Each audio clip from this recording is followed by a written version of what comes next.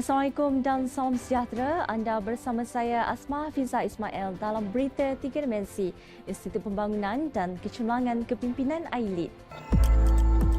Yang Berhormat Datuk Seri Ahmad Faizal bin Datuk Azumu, Menteri Belia dan Sukan, telah mengadakan sesi lawatan kerja ke Institut Sukan Negara ISN yang turut disertai oleh Yang Berhormat Senator Datuk Seri T. Lian Ke, Timbalan Menteri Belia dan Sukan. Lawatan kerja berkenaan diadakan bagi meninjau fasiliti dan operasi yang dilaksanakan oleh ISN selaku agensi yang menyediakan perkhidmatan saintifik, nasihat, perundingan dan perkhidmatan yang berkaitan dalam sains sukan dan perubatan sukan kepada atlet negara.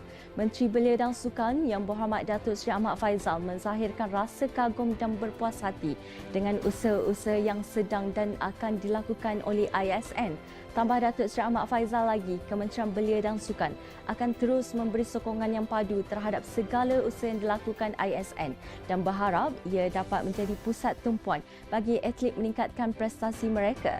Turut hadir sepanjang sesi lawatan berkenaan adalah Yang Berusaha Puan Ramona Muhammad Razali, Timbalan Ketua Setiausaha Strategi KBS, Yang Berusaha Encik Abdullah Hassan, Timbalan Ketua Setiausaha Pengurusan KBS, dan Yang Berusaha Encik Ahmad Faizal Mat Ramli, Ketua Pegawai Eksekutif ISN.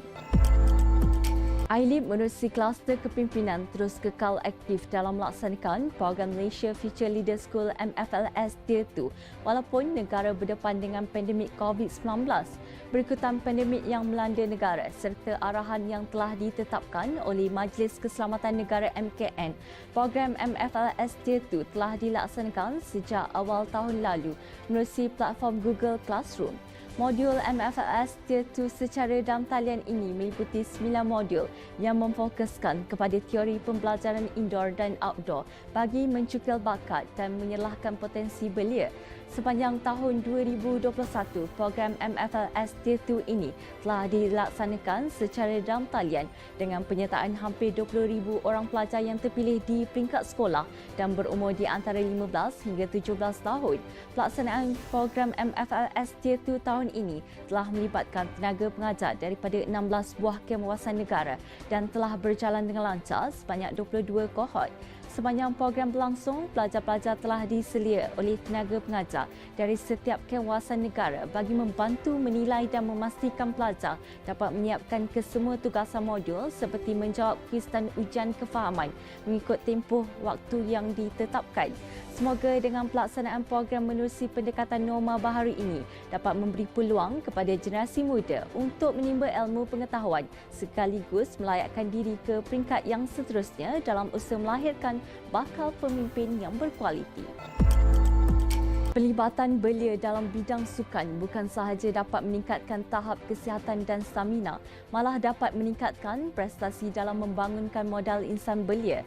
Sehubungan itu, AILID melalui kluster modal insan telah menganjurkan program Singgah Kejap at AILID yang telah menampilkan legenda sukan pemotoran Kap Prik Tanah Air yang berpengalaman selama 17 tahun sebagai pelumba profesional, iaitu Saudara Wazi Abdul Hamid atau lebih dikenali sebagai The Kapcai King.